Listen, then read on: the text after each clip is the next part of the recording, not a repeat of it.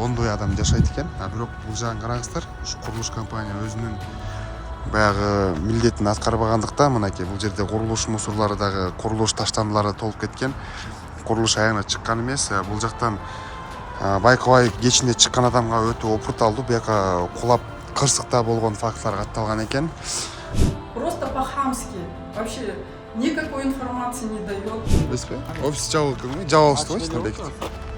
Мен бекитип алыштыбы ичинен. Мен понедельник күнү келем жумушта болом, ошо журналисттериңиз менен понедельник күнү келе бериңиз, эртең саат 9-га. Макул. А Орхан Бey эмне качып атат анда? Орхан Бey сүйлөбөйт, Орхан Бey директор да эмес. Ну и все, 11 лет, я как бы без прописки получается. Просто я имею квартиру, да, но не имею жилья, да, получается. Лифт иштебейт. Лифт иштебейт экен дагы. После этого разными уловками директор компании Альбина меняла договоры.